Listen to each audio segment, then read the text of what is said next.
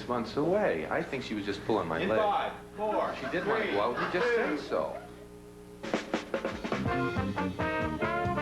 Tonight, almost live and nearly from Hollywood, it's America Tonight. 30 minutes of big-time TV on the UBS network, broadcasting from the heart of the Quad City area of El Tacoma, El Galuna, and El Tio, and the city of Merchandise, with 2 policemen who are here to watch bars, and a special guest appearance by Mr. Reiner, who is one of my favorites in whatever he does, and I mean that. With the music of Happy Kind and the Mirth Makers, and me, I'm Jerry Hubbard. Hi, everybody. And now here's your host and mine, Mr. Bart Kimball.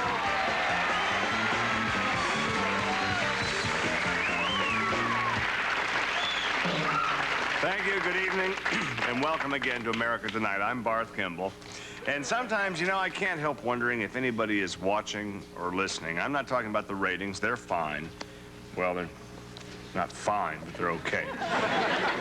Well, they're not really okay. Well, at any rate, what makes me wonder, actually, is the incredible lack of response to a call for help.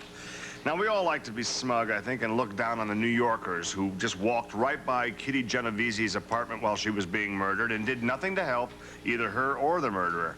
But it seems, beginning to seem, at least, as if apathy isn't the exclusive property of the Big Apple. Now, sometime back I mentioned, you may recall, some threats that had been phoned in here, threats on my life, and asked you to help contribute to a Barth Gimbal ransom fund.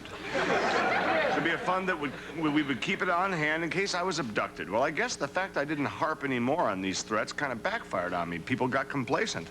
I thought I'd made the right decision, soft-pedaling the whole thing, but hey, I'm human, I can make mistakes too. No doubt about it. And because of that, we haven't got the cash, and the ransom fund account is now getting socked with a big service charge for being under $500. So no more Mr. Soft Pedal. Gentlemen, would you come out here, please? Sorry I had to do this.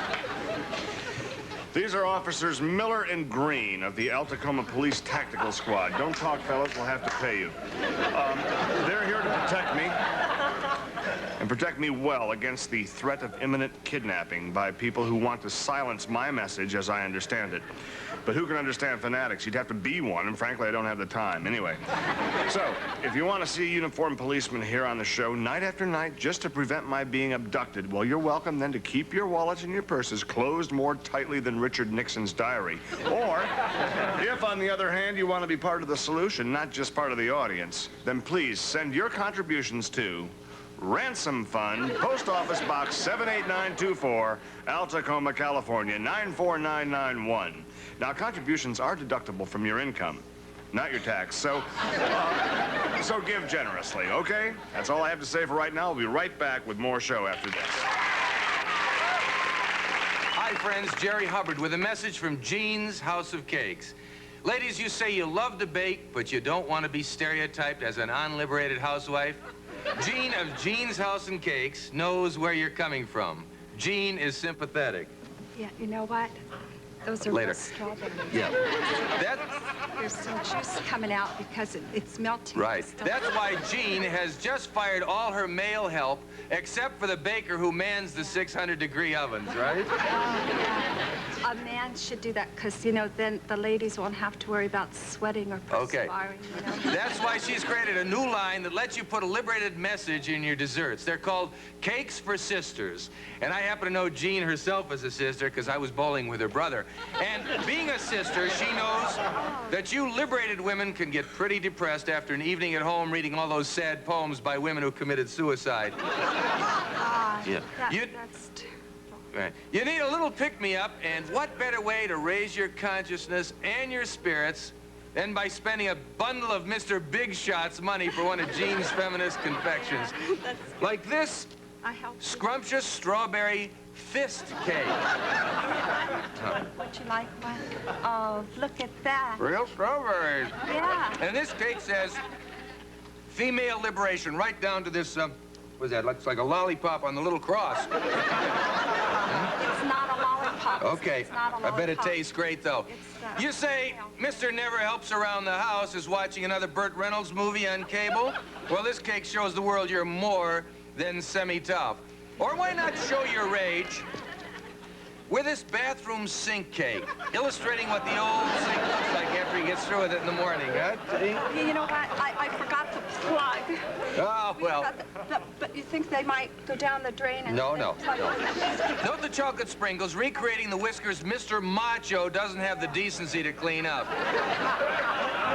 And these globs of toothpaste made from Gene's own delicious whipped cream. Oh, I know. Hey, you know, I just thought of something. Whipped cream and strawberries. You know, like strawberry Hey, we could mix them both shortcake. together like that. I just thought about that. I bet that's because... More on that later, Gene. In addition, Gene has a lot more and angrier cakes unsuitable for television. I saw a couple of those. They're dynamite. However, you can see these Cakes for Sisters at Gene's House of Cakes on the UBS Mall, where they're on display along with the sweating baker. Right. So, sisters, go to Gene's House of Cakes today. You can't miss. Oh, yeah, I love that.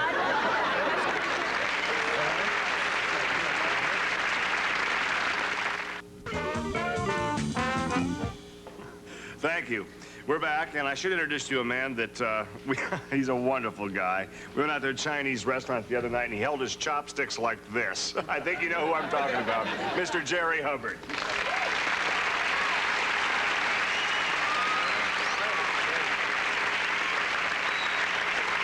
I feel a little safer knowing these guys are here.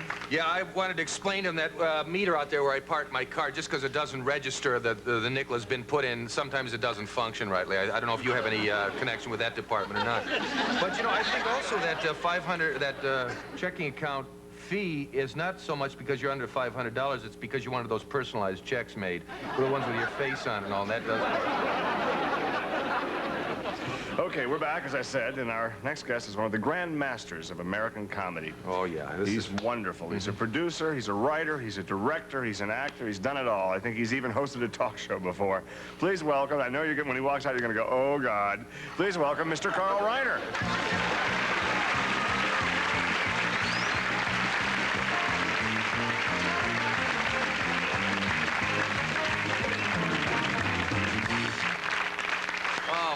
Now, this is a real treat for me, because you're a man after my own heart. I really have always been an admirer.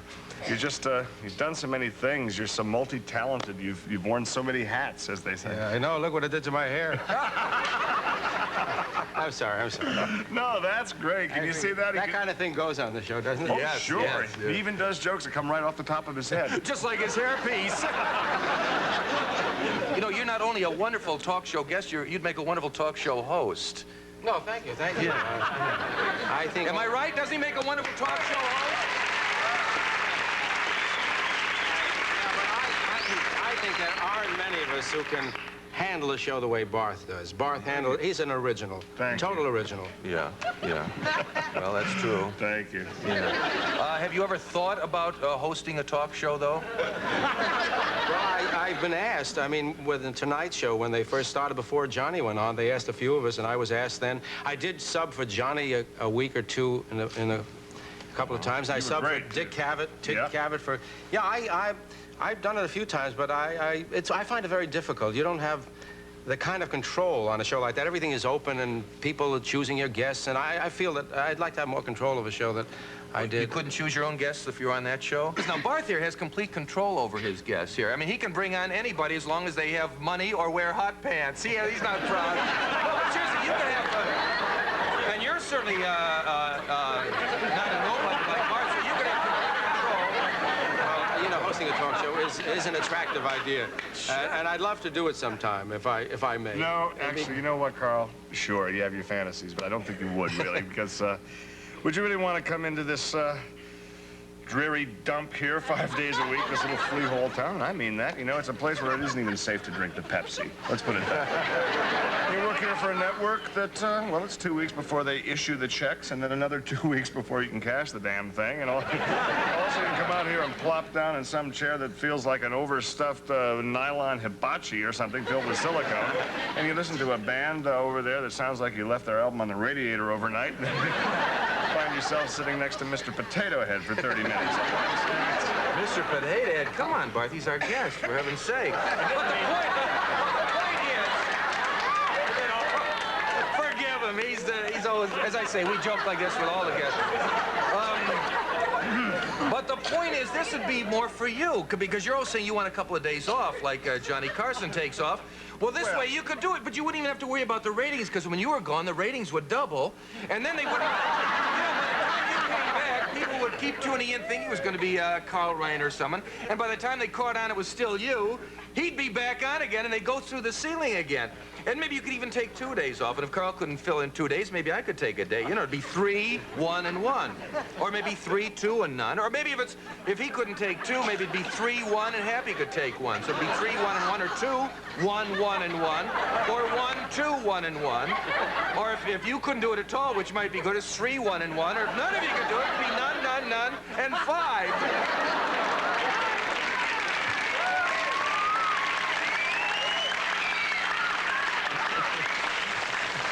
Then again, we could change the name of the show to Flying Leap, and you could take one.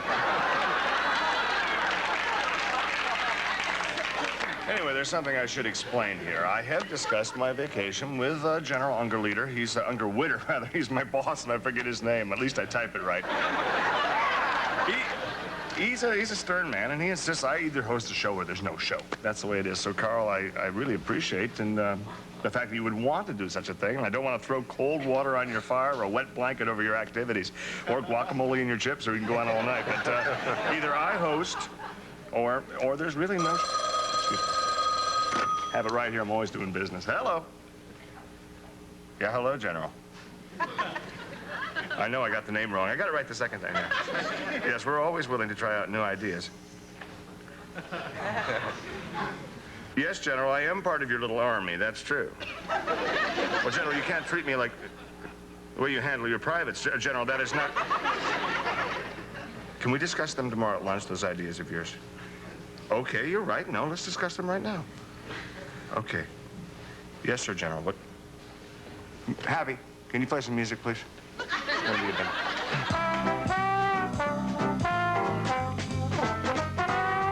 Marie, the dawn is breaking.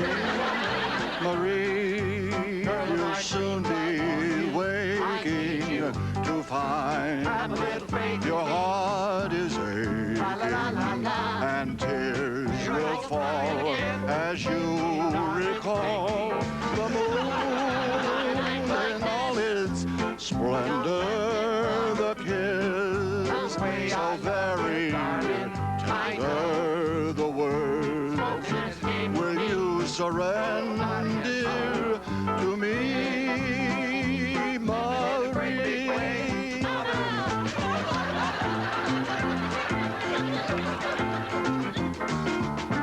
Oh, Marie, it's true.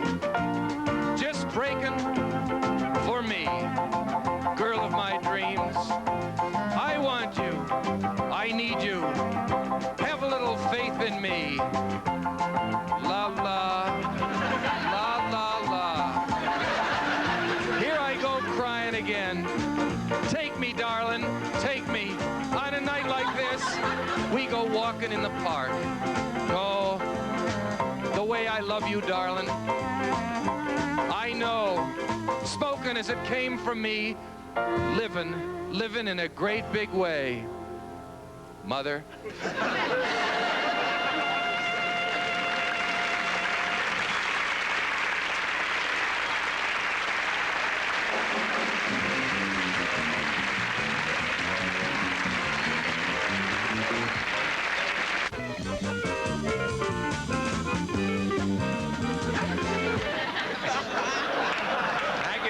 Thank you, Hoppy. That's Happy. Excuse me, I'll park this. Get that later, still fresh.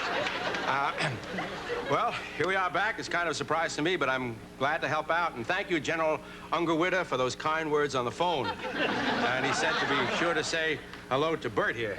That's Bart. Oh, that's Bart, of course. And who could forget the music of Happy Kind? Although I'm sure you've all tried. Happy, would you come over here?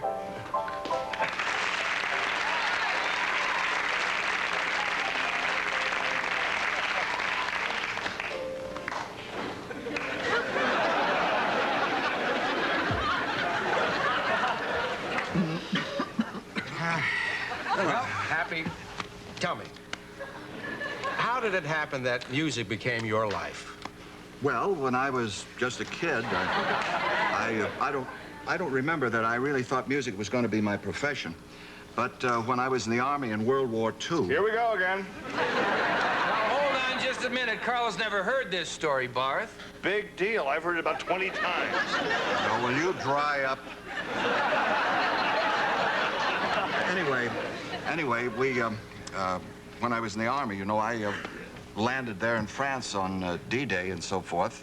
I wasn't in any of the fighting, of course. We were there for the parade afterwards. I see. But anyway, and this is very interesting, and I'll bet you never knew this. Did you know that I only have one nostril? You know, well, from here, I would guess you had two. No, one of them is artificial. See if you can guess which one it is. Yeah, go ahead. Pick one of his nostrils, Carl.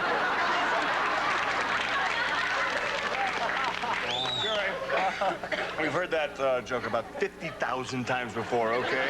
It's a revolting subject. That's not revolting. It only gets revolting when Hap talks about going to the doctor and having the false one reamed out. So you actually weren't in combat, although judging from the way you play clarinet, it must have been considered a deadly weapon.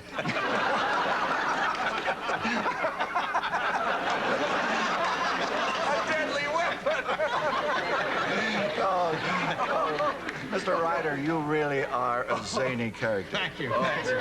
But you, I enjoy working with you. well, thank you. I hadn't heard that before. But anyway, you know, what happened was that when I was over there and after the parade this one day, I was hanging around with a couple of guys from the oboe section. You know, they were having a smoke or something standing around, and I got to talking with this German officer that had just been captured. Very interesting. It is. Would you go on? I got talking to him and using sign language, you know, because I can't speak German. Would you, Barth, can you hold down a little, please? You're bouncing the couch, and we're not getting a good shot of... Sorry. Okay. But anyway, I can't speak, I speak no German at all. And this German spoke no English, you see. So we were conversing in sign language, that sort of thing. And eventually I got to find out that he also only had one nostril. Okay. How did you find that out? Well, through the sign language, and it really wasn't a coincidence or anything, because... Could you demonstrate, pantomime, how you would say you only had one nostril? Could you remember what you said to each other? Well, in the first place, you have to show the numeral 1. I see. And I used this fingers, which is not commonly used now. Yes. And so he knew which one was, but it turned out that it was not a coincidence at all, because his was the left nostril and mine is the right. Oh, yes, a totally different problem. And between us, we had one whole nose. So there we were, enemies, you know, with one common nose between us, you know. It was kind of like the bridge over troubled nostrils. Yeah. Like a tale of two noses. Right. You should have written a song about it called Secondhand Nose. Or the nose of Heidelberg Square. Or Red Noses for a Blue Max. Or the yellow nose of Frankfurt. Or Yellow Nose of Texas. How about nobody knows the trouble I've seen? No, that's not the way the joke goes, Barth. So, well, did you win? Too bad it wasn't peacetime. You could have gotten together and had a big blowout. Why don't you think of things like that? I'm sorry about this, Carl, you know, but I don't know. I can't say I told you so. You know, maybe I did tell you so. It's really not that much fun to talk to Happy. Well, So, I think I can take the show over from here.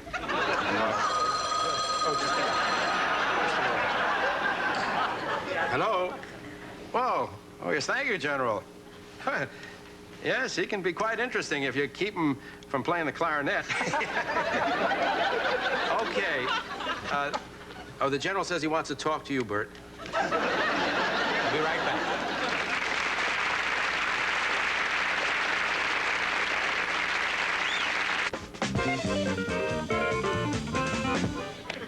Thank you, Happy. Nice try.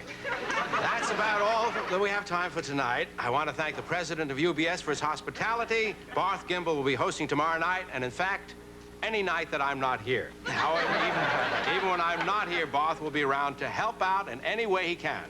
I'm sure Barth wants it that way. I'm sure, would you please? I'm sure Barth wants it that way. And anyway, those are the General's orders. So thank you, Barth. I appreciate it. I should thank our special guest. But of course, that's me, so it'd be silly of me to thank myself. Barth. So, Jerry, why don't you thank me, huh? Yes, thank you, Carl, for what I think is the best darn hosting job we'd ever had around here. One more thing. Could you turn those cards a little faster? I'm not Evelyn Woods, but this is ridiculous. No. Next. One more thing. I think this proves to General Underwood that no one is indispensable around here. If Carl can come in and host this show at the last minute, it proves that any jerk can do it. And I think I certainly fall in that category. It's you, Carl. Oh, it is? Yeah, the black is you. I see. I think I'd have to agree with that. Now, that doesn't work unless I get the front line again. Well, say goodnight, Jerry. Good night, Dick. Tonight,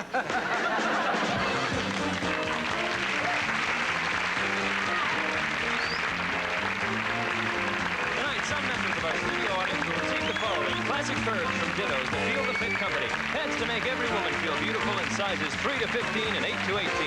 And Lillian Vernon's catalog gift certificate. Jewelry, gift, decor, personalized items, and things from practical to whimsical. Furnished by Lillian Vernon. And improved Sergeant Sentry 4 collars protect against flea festation and tick festation. Sergeant Sentry 4 collars for dogs and cats. Tonight at 11 on Monty Python, it's International Wife Swapping from Red Car. And next, the L.A. Strings versus the Phoenix Brackets. And Gene Borkin is the guards, and a special guest appearance by Mr. Carl Reiner.